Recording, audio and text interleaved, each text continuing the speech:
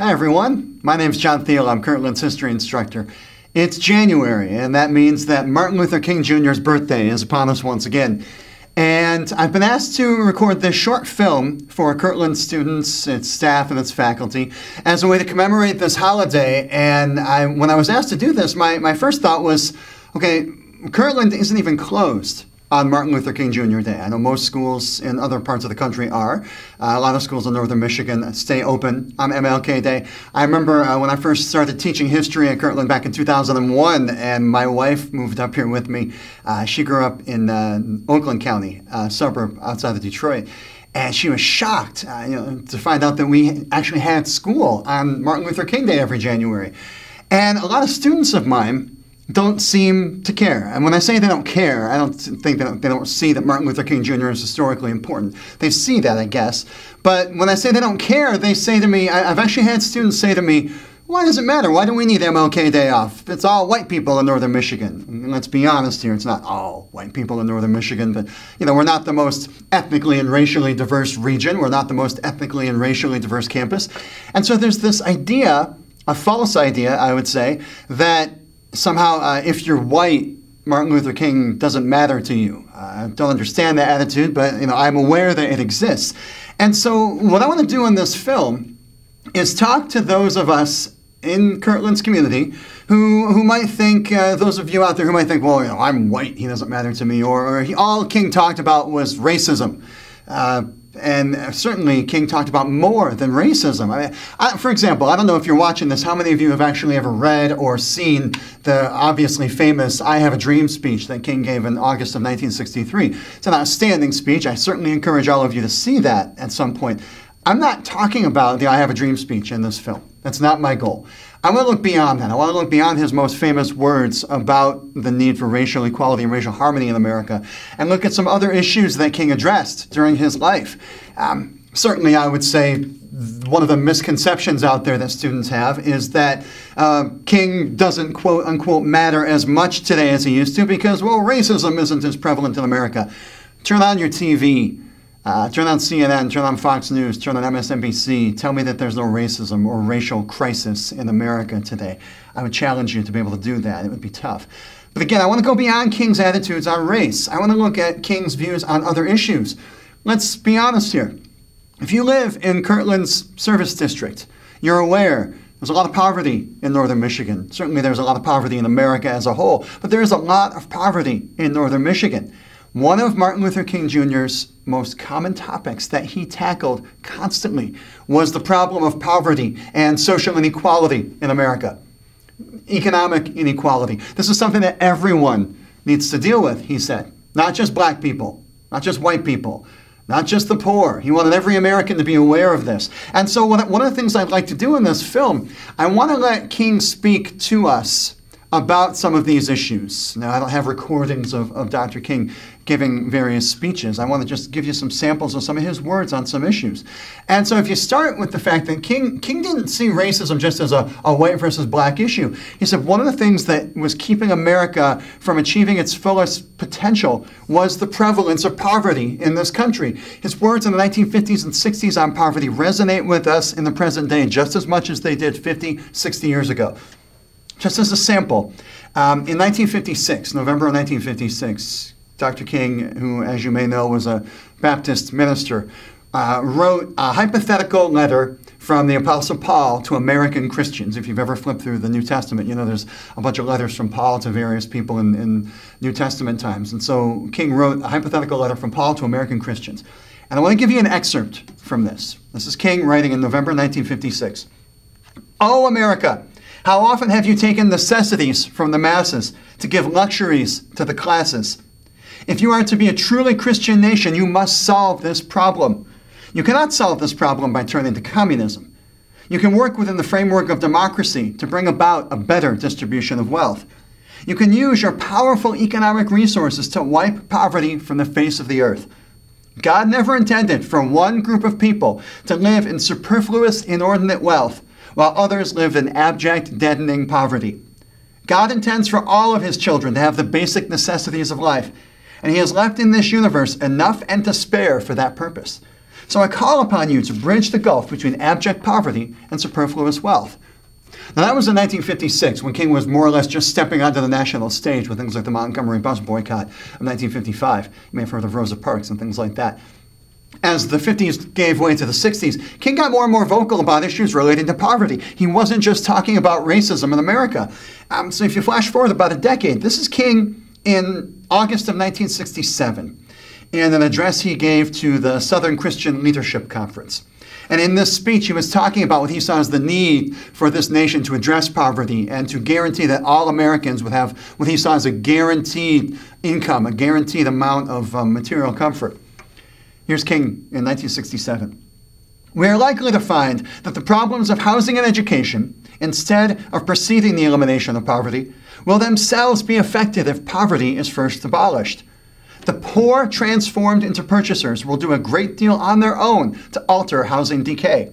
Beyond these advantages, a host of positive psychological changes inevitably will result from widespread economic security. The dignity of the individual will flourish when the decisions concerning his life are in his own hands, when he has the means to seek self-improvement. Personal conflict among husbands, wives, and children will diminish when the unjust measurement of human worth on the scale of dollars is eliminated. And I say to you today that if our nation can spend $35 billion a year to fight an unjust, evil war in Vietnam and $20 billion to put a man on the moon, it can spend billions of dollars to put God's children on their own 2 feet right here on earth. Now, if you catch that last reference, he's obviously talking in the late 60s. He's talking about Vietnam. He was obviously a critic of that war. He's talking about putting the man on the moon. And one of the things that you notice about Martin Luther King is his life went on. If you don't know, he was assassinated on April 4th, 1968. So that speech from 1967 came near the end of his life. As King's life went on, he got more and more vocal about issues like poverty, social and economic inequality, and the war in Vietnam.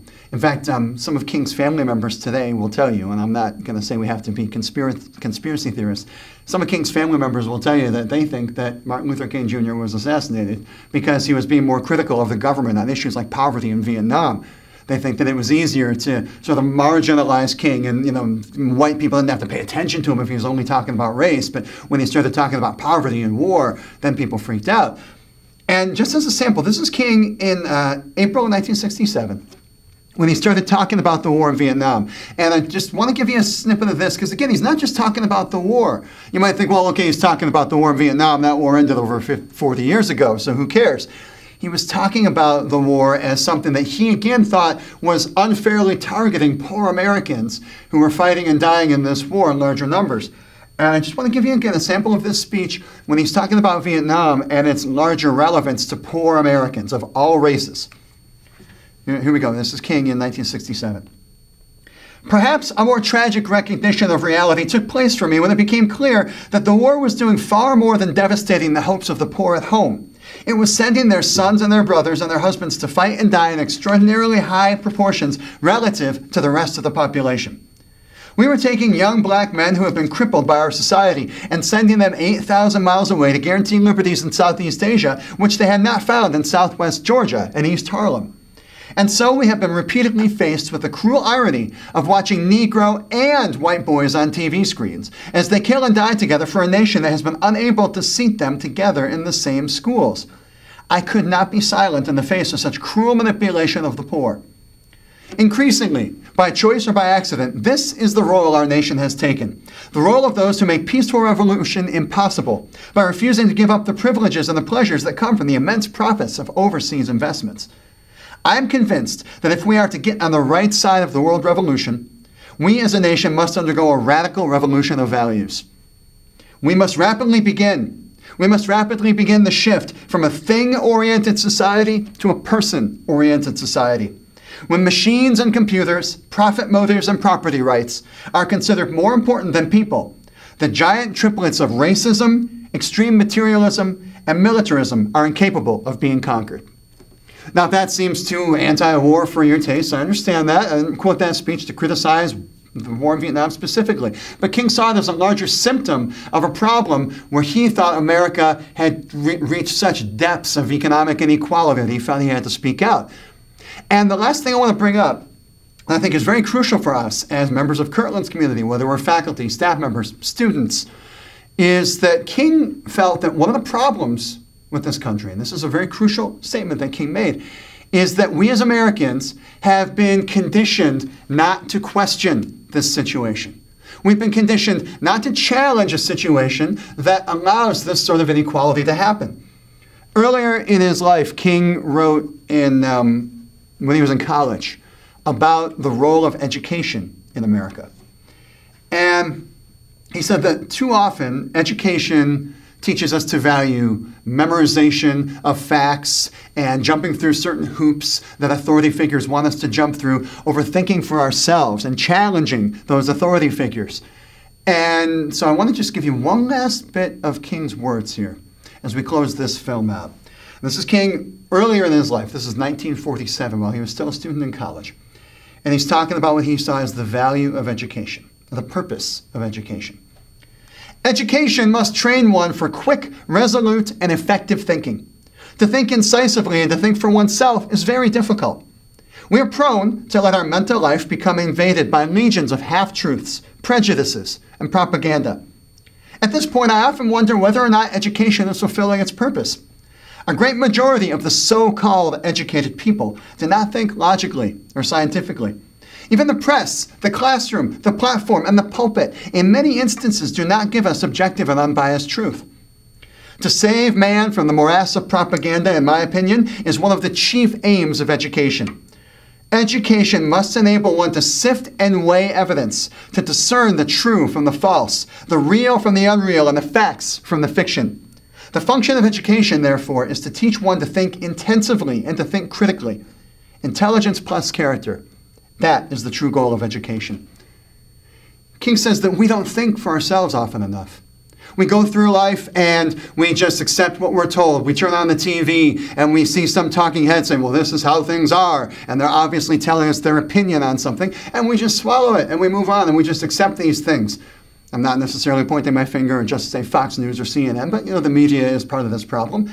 And I would argue that as we sit here in the present day, looking back on Martin Luther King's legacy, a man who died almost 50 years ago, his words, his ideas, his agenda matters just as much to us today as it did 5 decades ago. And not just in terms of racism, although that is still an issue, but in terms of his thoughts on poverty, his thoughts on the need for all of us to think for ourselves and to act to change the world. I would say that it's our duty as students, faculty, staff at Kirtland, as citizens of Northern Michigan or America, citizens of the world, to take action, to look at what King offered us as a call to change, and to keep that in mind as we go forward. This is not a man whose words died out with him in 1968.